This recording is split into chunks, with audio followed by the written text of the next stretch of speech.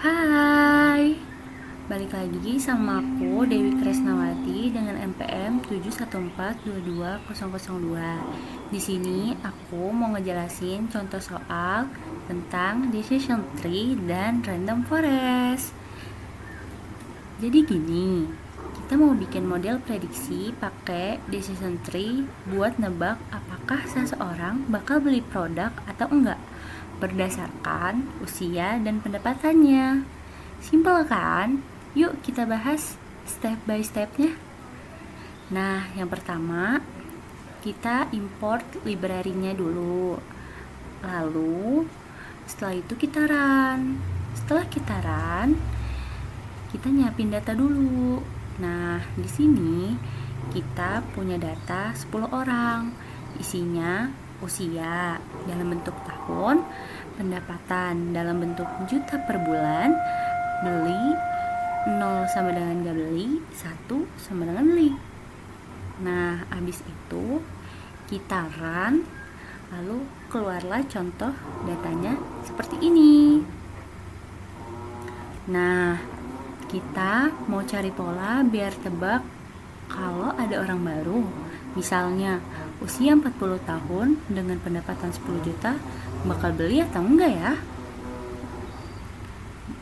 Nah, selanjutnya kita bikin model decision tree. Kita pakai library scikit-learn biar gampang. Nah, ini dia langkah-langkahnya.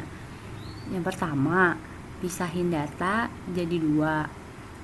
X sama dengan fitur input atau usia dan pendapatan, Y sama dengan target atau beli.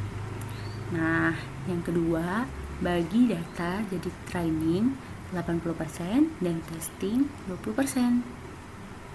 Nah, yang ketiga, buat model decision tree. Yang keempat, latih model pakai data training. Yang kelima, cek akurasi pakai data testing. Setelah itu, kita run. Dan ini hasilnya. Nah, biar lebih gampang dipahami, kita gambar pohon keputusannya atau decision tree-nya pakai Matplotlib. Seperti ini code-nya, dan kita run. Hasilnya kira-kira begini. Pertanyaan pertama, pendapatan kurang dari 8,5 juta. Jika ya, lanjut nanya, usia kurang dari 32,5 tahun? Ya, tidak beli, tidak beli. Jika tidak, lanjut nanya, usia kurang dari 57,5 tahun? Ya, sama dengan beli, tidak sama dengan tidak beli. Jadi, model ini kayak lagi main 20 question, tapi cuma pakai 2 fitur, usia dan pendapatan.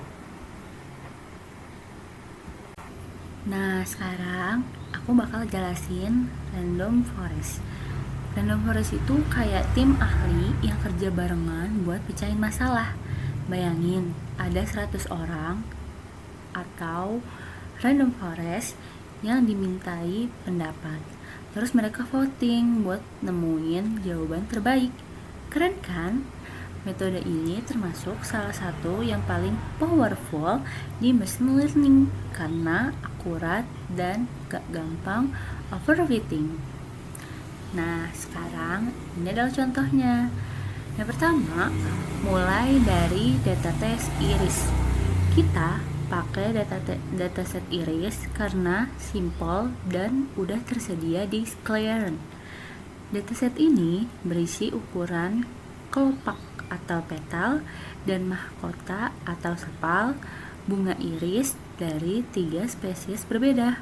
Tugas kita adalah bikin model yang bisa nebak jenis bunga berdasarkan ukurannya. Nah, yang kedua, bagi data jadi training dan testing. Kita pisahin datanya jadi 2. Yang pertama, training set 70% itu buat latihan model. Yang kedua, tes set 30% buat ngetes seberapa jago modelnya. Kenapa pakai random underscore state sama dengan 42? Biar setiap kali di run, pembagian datanya selalu sama. Jadi hasilnya konsisten dan gak berubah-ubah. Nah, yang ketiga, bangun model random forest.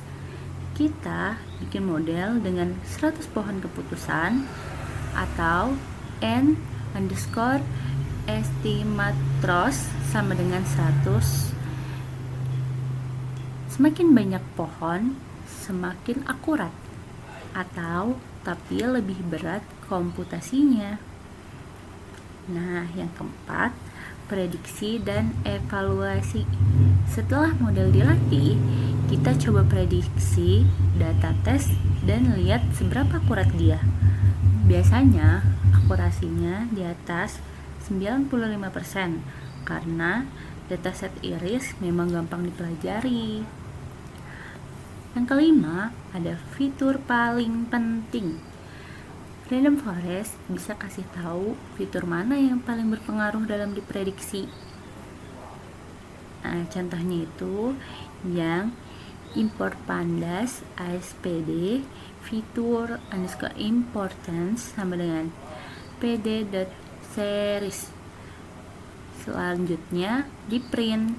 Nah, artinya panjang kelopak atau petal leg adalah fitur paling penting dalam menemukan jenis bunga. Sekian dari saya, kurang lebihnya mohon maaf. Assalamualaikum warahmatullahi wabarakatuh.